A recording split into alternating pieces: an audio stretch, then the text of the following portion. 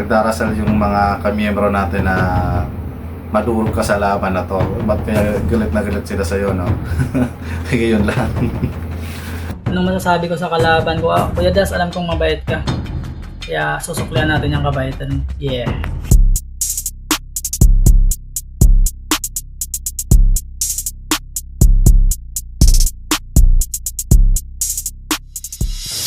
Yo, Spings, kamusta? Sabi nila ang payat mo daw sobra. Magiging kasing katawan mo si Smigol, hayop ka, isang jakul pa.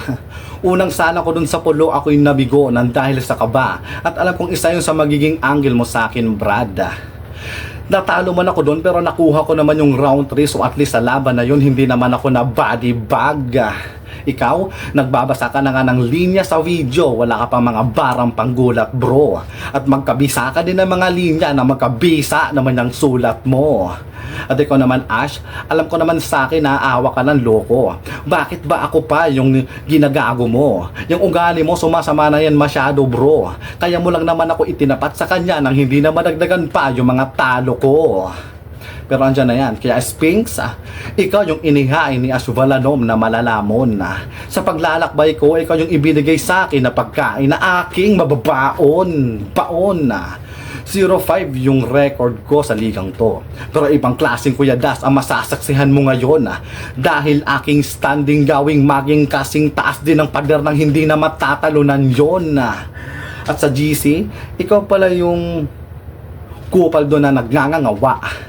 Pero kapag nag-rap, akala mo parang chismosong natataranta. Mahilig ka mag-flow pero hindi naman nababagay at hindi mo naman gamay nakakatawa. Hindi ka naman bulag pero sa sariling estilo mo, bakit parang nangangapa ka? Nagmamabilis ka lang pero wala ka naman sa tiyempo halos. Bisayang bisaya pa yung tunog, kaya pag nag-rap para ka nagmamadali na matapos. So paano maganda pakinggan yung flow kung yung mga linya mo hindi mo naman nasasambit ng maayos? Tapos sasabihin mo sa laban yun na Mateo, ikaw yung meta? Meta na ba yung ganyang wak mong rap? Kung sa bagay, agree naman kaming lahat na ikaw yung meta. May tama sa utak. Kaya tanong sa mga taga-ECRL kung siya ba talaga yung meta? Talaga namang meta tanggi nyo. Ano ba naman yan, Ash? Bakit naman ang kasi meta? Metang ang tulad nito. Kasi pag nagpa-practice yung si Sphinx, gusto sa paligid niya lahat puro mga hayop pa. Pag nag-spit with aggression pa yan, talagang nakakatakot. Para malaman niya na maayos yung mga bara niya, may palatandaan yan si Barok. At ang palatandaan niya, yung tilaok daw sa mga manok. Kasi dito sa ACRL, ikaw lang naman yung nag-iisang bugok sa mga member. Pag nagra-rap, nagfo-flow, yung beat, huni ng ibon at manok, tsaka tunog pa ng tricycle. Pero congrats kasi natupad na yung pangarap mo na makilala. Kaso nga lang bilang bano. At tapos lalo kang makikilala bilang una ko rin na panalo. Kaya naman, napapansin ko lang na sunod-sunod yung pagkatalo mo, bro. Huwag ka naman pahalata masyado na idol mo ko. Pero napaisip lang ako kung kaya kong mapaslang ka. Ayan, kaso mukhang di kita kayang mapaslang, lalo na pagdating sa Ingles kasi napagtanto kong Bisaya ka pala. Bisaya rin naman ako. Ayan, kaso malaman yung pangangatawan at syempre gwapo. Ikaw naman, mas nagmumukha pang malusog tignan yung utin ko sa'yo. Kaya itong si Sphinx, ang nararapat sa kanya, torturin na mga admin sa ACRL, mga repa. Para naman talagang magiging karumal-dumal naman yung sasapitin niya. Kay JJ West pa lang yung bunganga mo, sasalpakan na ng titi niya. Kay Ashvalanom naman, doon ka sa puwitan tinitira. Si Nirvana sa kanan, si Junicio sa kaliwa, habang yung dalawang kamay mo nakadipa, hawak-hawak sa magkabilaan yung mga titi nila kasi wanto sawa mong jajakulin sila. Kaya huwag ka nang magmagaling. Yung flow mo, wag mo nang binibida. Tinatrabaho mo kami pero wala ka namang kinikita. Feeling fuckboy ka sa GC kung sino-sinong MC tinitira. Sa ating dalawa ako yung may kapansanan pero ikaw to nagmumukhang may diferensya. May kapansanan ka naman kaso nga lang sa utak. Nakakakita ka lang pero wala ka namang vision pagdating sa sulat. Ako, alam ko naman walang paningin yung mga mata ko, Brad. Pero sa laban natin, kita naman din pagdating sa husay at galing, pinakitaan ka ng bulag. Pero salamat naman, Ash, kasi binigay mo pa rin sa akin to. At Sphinx, huwag ka mag-alala, may premyo ka pa rin po. Sa'yo ko na ipapasa at ipapamana yung 05 na standing ko. Time.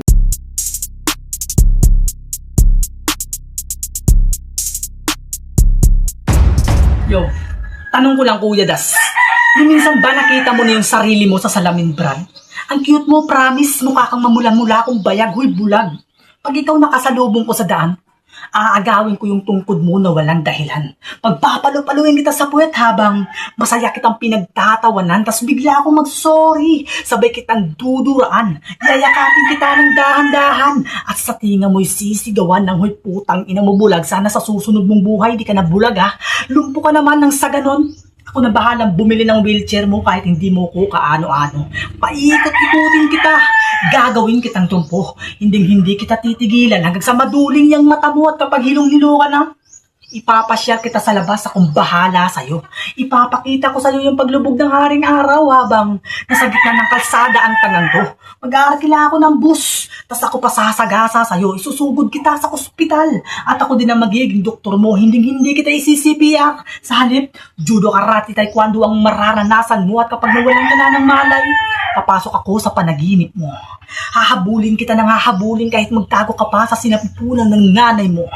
Bubuklatin ko ng bubuklatin yung tiyan, ala cesarean yung gagawin ko. Sabay hihilahin kita palabas at ilalampaso hanggang sa magkalasog-lasog to. At kahit isilang ka pa ng isilang, hindi pa rin makakatakas to. Pagkat ako ang siyang doktor na siyang hihiwa din sa tiyan ng nanay mo. At kakarnihin gawing handa para sa'yo. At sabay ko na ipagdiwang ang pagkabuhay at siya rin pagkamatay mo. Pagkat ako ang kriminal na pumapatay sa utak ko na inosente. Umaandar pagiging psycho pag yung killer instinct sa utak ko ay umatake. Babakat sa aking mukha kasamaan na di mawari. Papatay ako ng papatay para lang yung uhaw ko mapawi at ikaw yung unang biktimang napagtripan kong laslasan ko ng lieg. Habang humihikbi, umiiyak sa harapan ng iyong mga kapatid. Ako'y tatawa ng tatawa habang dugo mo sumisirit. Psst, psst, psst. Ganyan ako magpatahimik, patay. Pag ako nagseryoso, kaya kitang patayin kahit anong oras na gugustuhin ko.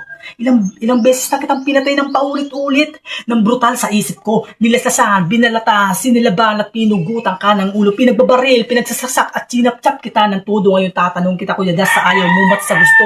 Anong pakiramdam na buhay ka pa pero nakakaranas ka na ng impyerno? At ngayong nagbukas, ikatlong mata, paano nyo to isasara? Kung bawat isap ng aking mata, panganib sa inyo ang dala.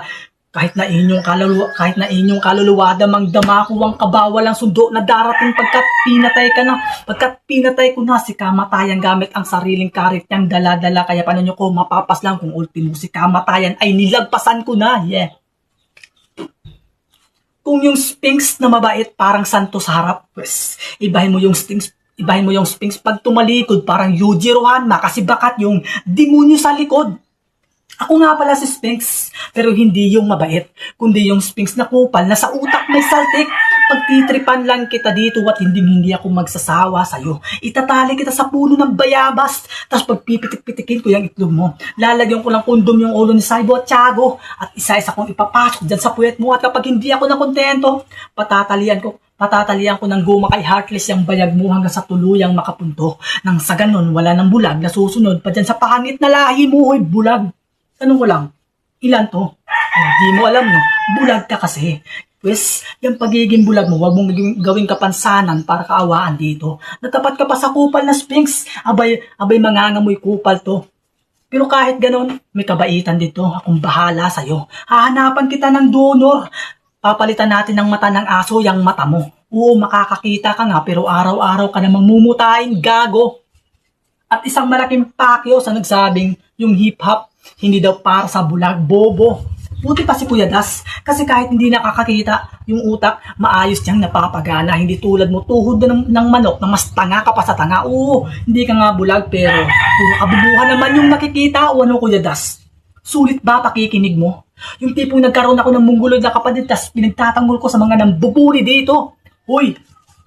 Alam mo bang gifted yung pagiging bulag mo? Kasi hindi mo makikita yung bold ni Amilid na yung puwet. Kamukha mo, buong ACRL gusto niyang isikreto sa'yo. Kaso kupa tong si Sphinx kaya agad ko yung binisto. Alam mo sa totoo lang, Hindi ka naman talaga mukhang puwet eh. Mukha kang paa na puro kalyo. Malapad yung pisngi parang babon dahil sa lapad ng mukha mo. Bunjing na bunjing yung katawan parang Jimmy Santos na bulero.